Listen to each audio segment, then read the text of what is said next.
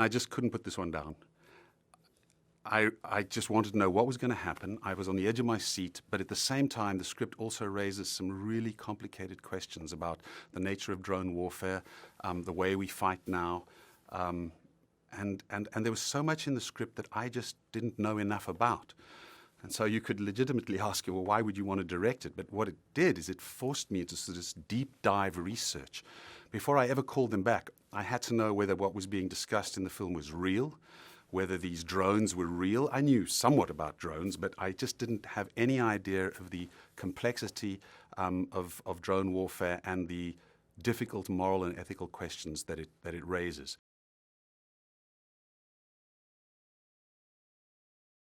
Eye in the Sky essentially tells the story of a military intelligence officer played by Helen Mirren, who's running a drone surveillance operation out of the UK, and she's watching a terrorist cell in Nairobi, Kenya.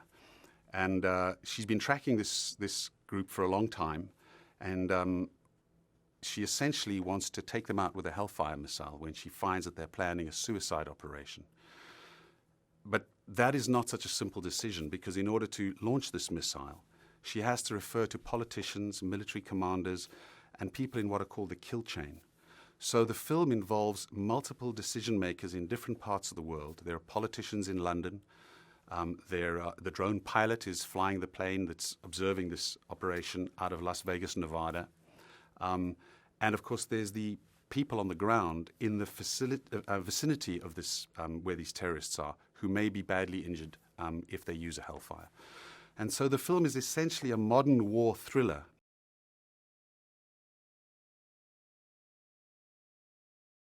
At a certain point in the operation, just when Colonel Powell has got permission to actually launch her Hellfire missile on these suicide bombers and take out the target that she's been tracking for 6 years, a young girl walks into what we call the kill zone, the zone around the house that's going to be targeted, where collateral damage is likely.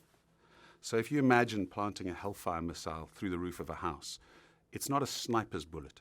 It's still a bomb, in a colloquial sense, that is going to cause massive amounts of debris to fly around. And so there are estimates done that estimate the extent to which damage or loss of life is likely as, if you like, rings spread out further and further from where the target is. And as it happens, this young girl is on the periphery of damage, but to what extent is she likely to be injured or not injured? And is her life something that can be sacrificed as an innocent person in order to eliminate the suicide bomb threat?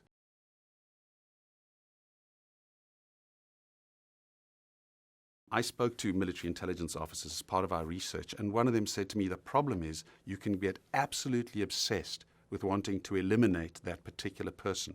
And that is why we need the military lawyers to tell us whether we might be going a bit off track here and remind us of what the consequences might be if we're overly zealous. We could be charged with a war crime.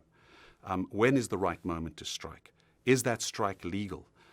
What kind of collateral damage will that strike cause? How many other people might be injured while you get rid of your particular target? And is it worth it? And if you've been tracking that person for 6 years, you might feel strongly that it's worth it.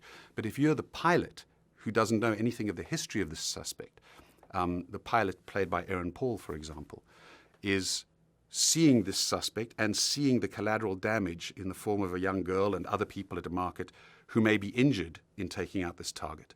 And he feels very uncomfortable about pulling that trigger.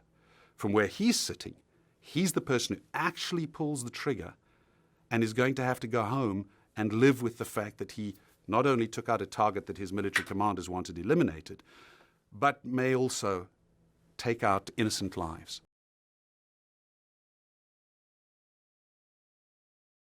The character of Colonel Powell was originally written for a man. And when I was reading it, I just kept thinking of Helen Mirren, and I'm not sure why. I suppose I can rationalize it after the fact, but in that Helen is this incredibly steely person. She's a force of nature. She has a presence. She's highly intelligent. But I also felt that I didn't want the film to seem like a guy's movie only. I feel that the questions that the film raises about drone warfare and the nature of drone warfare are something that we as a society in general need to discuss. And I thought that there are women more and more in the military, in these kind of roles, the role that Helen plays. And I felt that we should have a diverse cast in order to encourage as many people, men, women, to engage in the conversation that the film generates.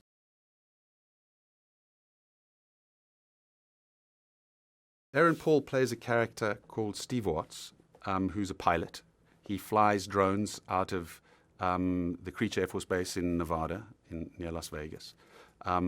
And his job at the beginning of the film is simply to pilot this remote aircraft that's thousands of miles away flying over Africa and be the eye in the sky. The eye that, using video surveillance technology, is watching what's happening on the ground. And of course, when the operation escalates from a capture to a kill, he's the person who is going to have to pull the trigger and fire a Hellfire missile on the suspects, on the target down on the ground.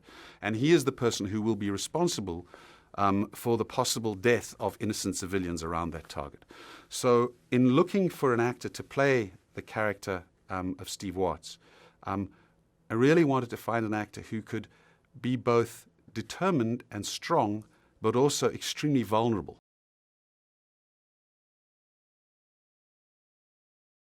He's an agent, a special agent on the ground in Kenya, who is sent in to be very close to the safe house where the terrorists are hiding and operate a very small drone. And so his life is very much at risk. And what I found when I was working with Barkhad that I was so pleased about is that Barkhad knows how to play this balance between, which I was very keen to find in the movie, this balance between the tragedy of what's happening and the almost absurdity of what's happening. There's a warmth and a humor to Barkhad that wasn't used as much in Captain Phillips. He gets a chance in this film to show another side of himself, which is a really kind, warm, humane human being, while at the same time still being a tough guy.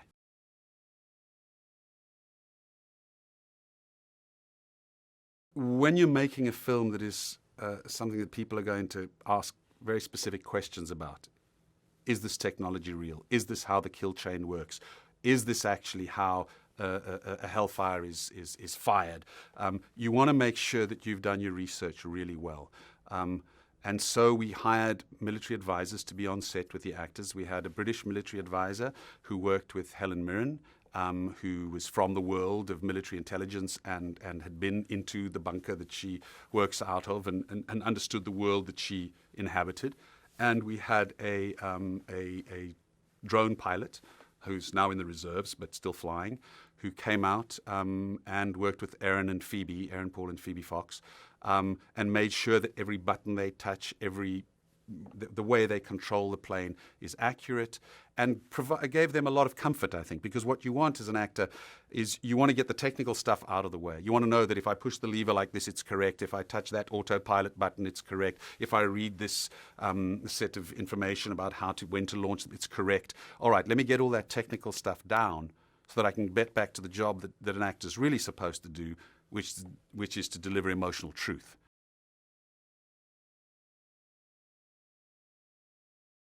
One of the things that was most interesting to me in the script was the way I empathized with every single character in the film, every single person in the film, regardless of where they were. And I wanted very much to make sure we conveyed that.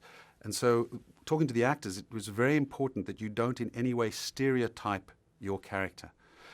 Even though the characters disagree, we, the audience, if we have any empathy at all, can imagine ourselves in the shoes of each particular character, and I wanted to feel that each character had a point, but only from the position in which they sit.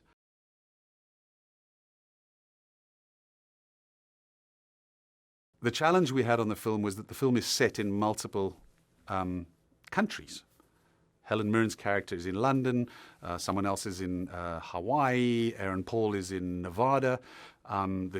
the people on the ground are in Kenya, Nairobi. Anyway, we went back to my home country, South Africa. We went to Cape Town, and we have fantastic crews in South Africa, many of whom I've worked with before. And we were able to create London, Hawaii, Kenya, Creature Air Force Base in Nevada, all in and around Cape Town. And I'm really, really proud of the work that Johnny Brett, my production designer, and his team did to pull that off, because it meant we were able to make the film without funds that we would have needed to travel all over the world.